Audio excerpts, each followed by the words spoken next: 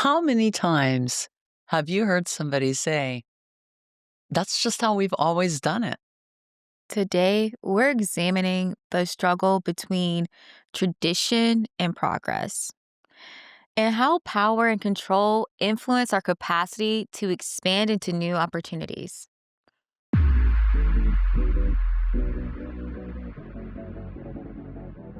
I think this is a really prescient topic right now, especially as we're, culturally experiencing a lot of struggle in this space of like, what does it mean to move forward? What does it mean to go backwards? What does it mean to be stagnant even, hmm And I think we're getting a lot of mixed messages these days. S Mixed messages, so many messages, information. I feel like we're living in um, a time where you can feel overwhelmed by the information. So how do you sort through it and find like what works and like what doesn't, what serves you, what no longer serves you? And when we were creating this episode, um, or planning for this episode, what immediately came to mind was how, as an individual in a family, how you attempt to maybe evolve or what's really hot on social media, break generational curses. Mhm. Um, what that might look like, like in a sense of your own culture, your own family, how it looks in society, and what it really looks like in business. I feel like they're all intertwined. Absolutely. I think the way that we get conditioned, I don't know if it starts like, like in the home, in the micro and then goes out to, or if it's the macro coming in, That's right? a fair point. Like I've been thinking about that too. Like where it's the I guess the birth, the genesis. Where does it happen? Huh. Yeah, it's yeah, I think a lot about things like generational trauma and as it relates to family tradition, like, we see so many, people cutting off their relationships with their parents, that's fairly common right now, and I think in many cases for fair reasons, but I also think that that's a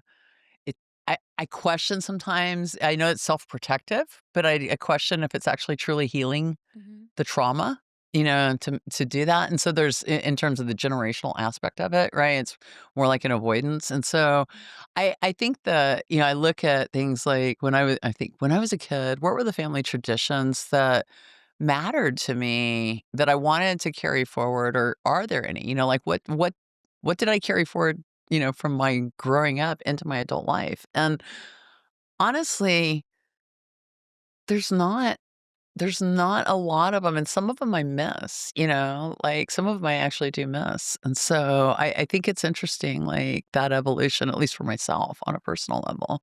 Well, there's this Trevor Noah has For Noah. he was on a podcast. I can't recall the name of the podcast. Mhm. But he mentioned like the paradox of developing countries, how when capitalism is introduced into any society, how the community that you once had, or we can insert traditions that you once had, are then stripped away, and then you have to pay for those things.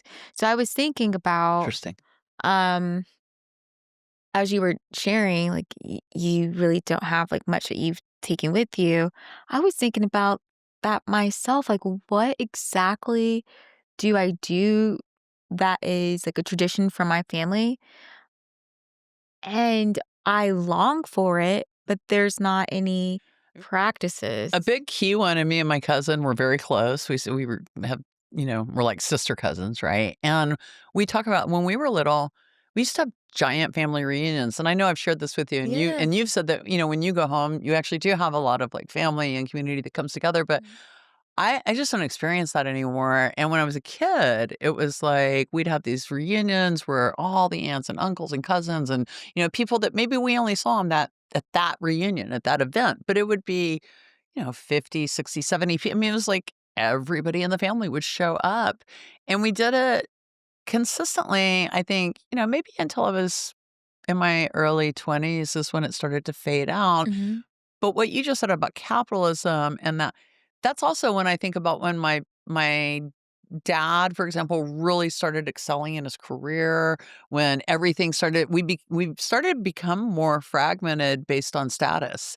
And I do remember noticing that in my mhm. life, like noticing just those changes that were happening. Mm. Um, Well, so I I noticed that in myself as, like, the first generation grad, from collegiate grad, that there is, like, a sense of, like, you have to, like, just go out into the world and pull your bootstraps up and just go for it. So I can see that in myself. But I think we should also define, like, what legacy is, what heritage is, what's innovation for the sake of the episode so the audience can follow along with us. I think that's a great idea. So I looked up the definition of legacy and innovation. yeah, Um, and remember in episode 1, we discussed how, like, you shared, I think, actually, that you can tell what a society values based on their language. You would love this. So, legacy, the first definition that pops up for legacy is about like passing down money or property in a will to someone else. interesting. The second one is about like passing on like traditions from a family member or family members to another. And that one is synonymous with heritage. Okay.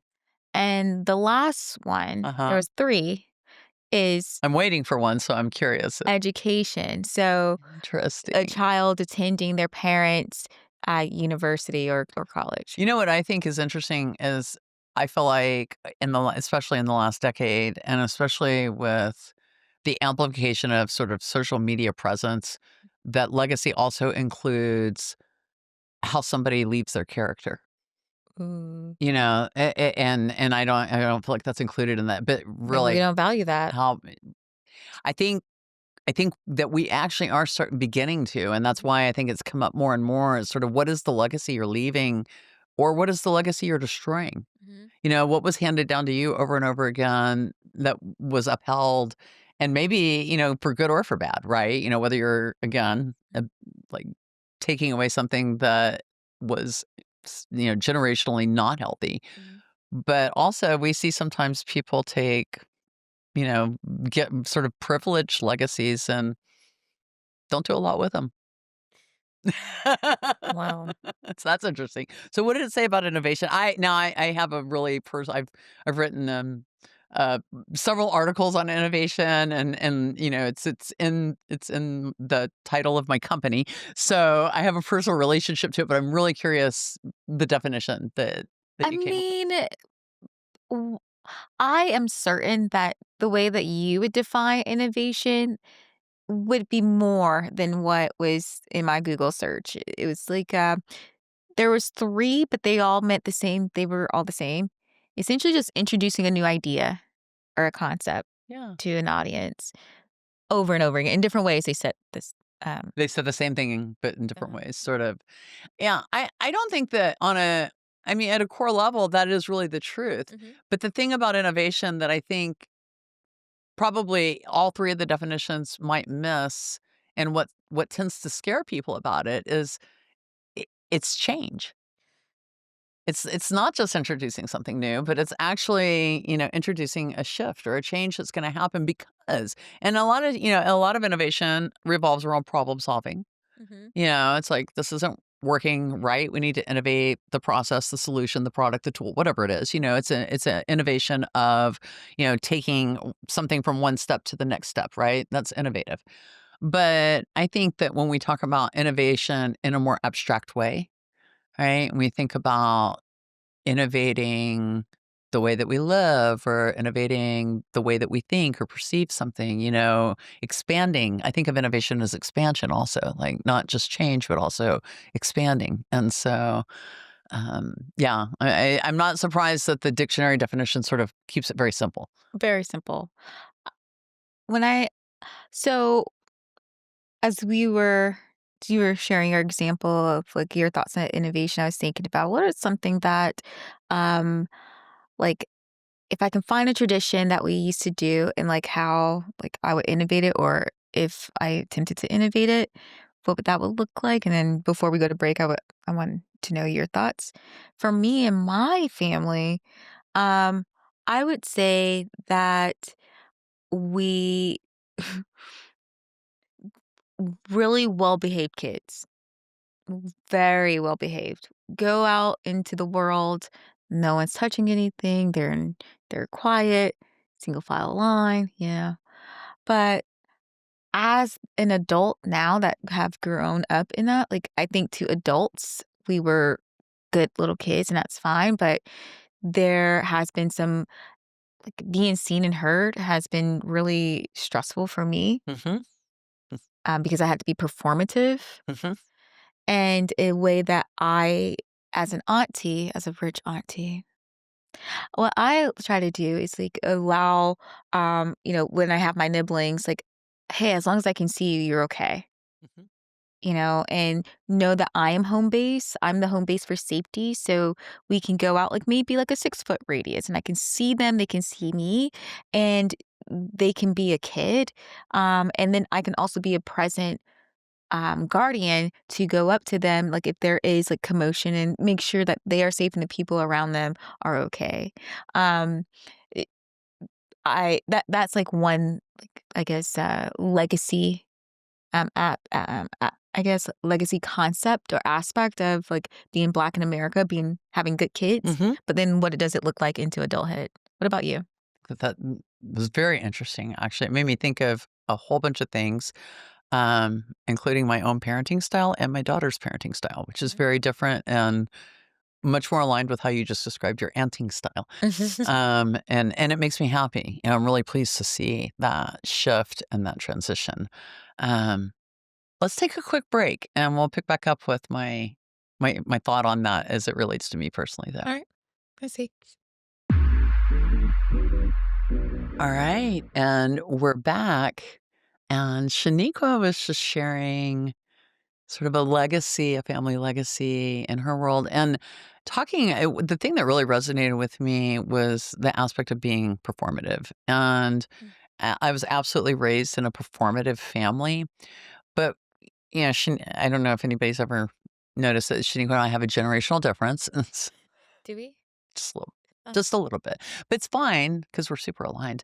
But in that space of that generational difference, Gen X, we are sort of known as being, like those abandoned children that we were kind of allowed to run wild and do whatever, and so there was some aspect of, like, that experience and, certainly as a white privileged child too, where I had a lot of freedom in my life that felt deeply dishonest to me.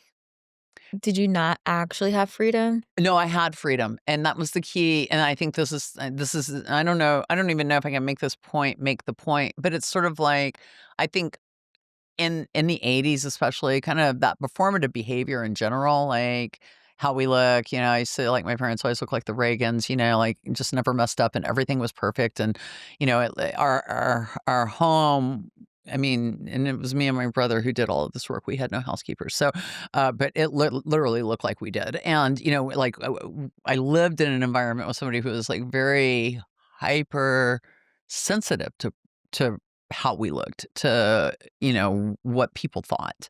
And so when we're together cohesively as a family, that's how we functioned. But then because of the fact that there were a lot of times that I was just a a kid out in the wild, Mhm. and I was, I mean, I was a rebellious, like, very non-performative youth, I guess, to say. So, so it's like I unleashed all that energy, and I had actually the flexibility to, had the opportunity to. Mhm. And I experienced that with a lot of people, and that was sort of like the culture. I grew up in very small Texas conservative town, and everybody went to church on Sunday, and everybody always looked their best, and it really, mattered like how we all looked. But then we ran wild and broke laws. I mean, we weren't, and so and Oh that's my the gosh. honest truth, I you just, like, know? wish I had, like, a level of freedom. I'm like, "Oh my gosh, you got to, like, do bad things." I We did get to do bad I things. haven't I think I was in my 30s when I did something naughty. It's something that, it's really weird, like, how I'm almost and I've been this way, like, if you compared me to that time period in my life, especially, but even, up until my probably early 30s, now I'm almost like a prude. It's almost like I got all of that stuff so far out of my system that Right. it's just like, it's just so overstimulating, like, all that, chaos. I just need calm, it's like, whatever.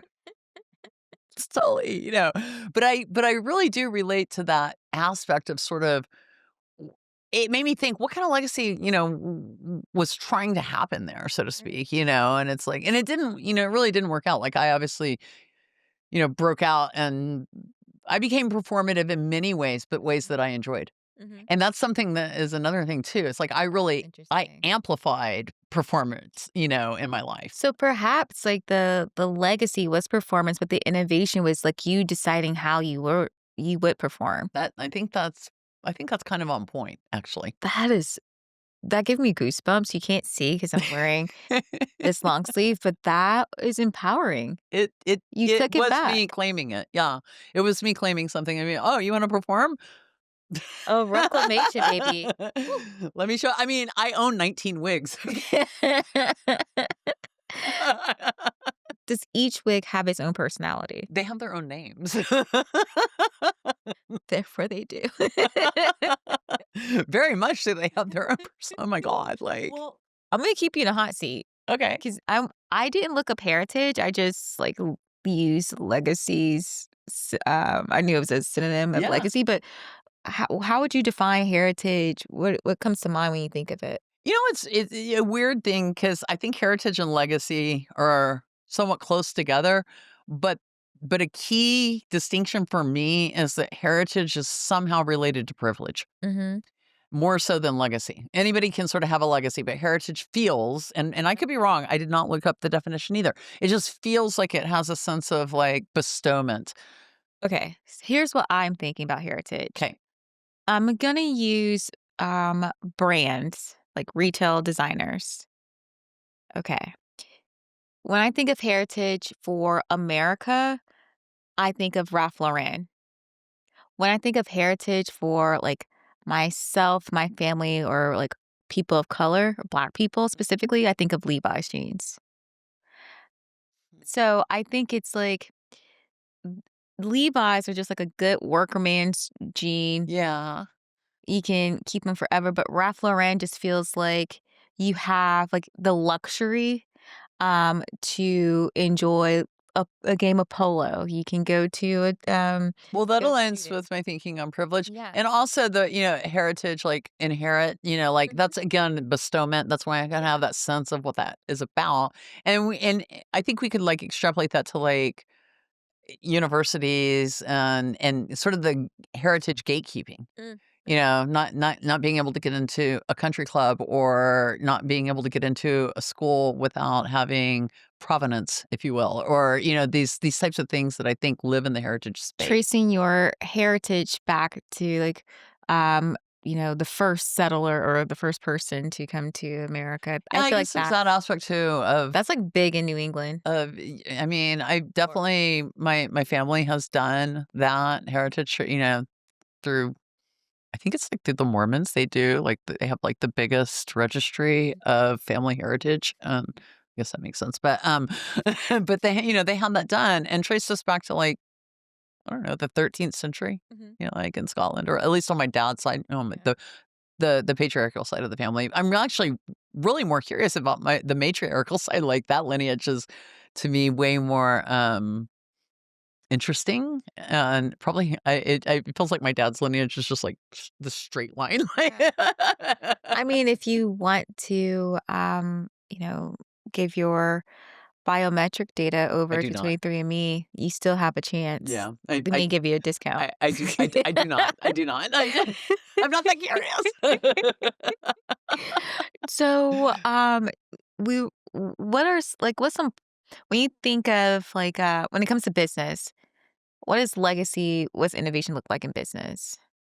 I'm thinking like, um, as a millennial, I'm thinking about like Netflix and Blockbuster. I grew up going to Blockbuster every Friday night. Mhm, I had my own Blockbuster card, could not wait to rent my own movie. mhm. By the time I got to college, I think I was renting DVDs from Netflix, and s I don't know, a few years afterwards, there was streaming. I think Netflix just ended their DVD program last year. Oh, dear. Like, up until last year, you Who could was s renting these I DVDs? actually have a friend who was renting those DVDs still, yes. I actually have a friend, and some of the it's interesting because some of the things that they had available are just not available streaming, period. Mhm. So, a lot of rare, Lots of d content and dogmas possibly. things like Yeah, that. right. So, interesting stuff, but yeah, I think, when it comes to business and when I think about it, I worked in technology for many, many years and then which is super fast moving startup, everything is like at that rapid pace. Everything changes every 6 months, every 3 months, whatever, it's like nonstop, right? And then I went and not directly and not linearly, but I went from technology into financial services, which is literally like a 180. Like, I mean, you're going into like total like legacy, bureaucracy, slow decision making. It's, the like kind of the next level before you get to government. You've got lots of compliance, lots of, you can't just like throw a marketing piece out there and say whatever you want. You actually have to say the truth. And sorry, tech guys, y'all do great. It's okay. It's I'm just saying you didn't have that level of sort of like that would slow you down in the technology world, whereas in the in the financial services and insurance, it was just so much more bureaucratic. You had to plan for that. And so anytime, for example, I introduced in one of the companies, I introduced enterprise email, right? So this is I don't want to date myself. It was yesterday. And enterprise and introduced enterprise email to the company, and at the time, the company had, like, every single admin in the company, there were 45 admin, and every single one of them had their own separate distribution list. None of them were coordinated. So, we did a whole bunch of research. We had to put together, like, a proposal to get all of these executives to agree to this because no one wanted to lose control. This goes back to innovation in the fear of change, the fear of moving forward, right?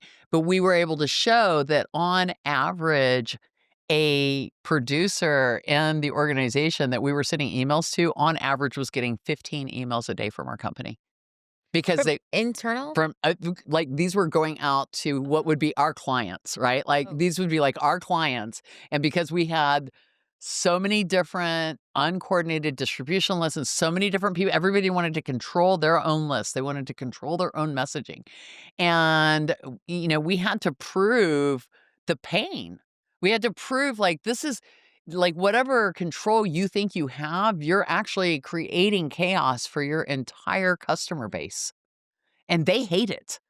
They're they 100%. to from their perspective, we don't look like we're in control. From their perspective, we look and so it took months to do the research, to put together the proposal, and to prove why we needed to do it.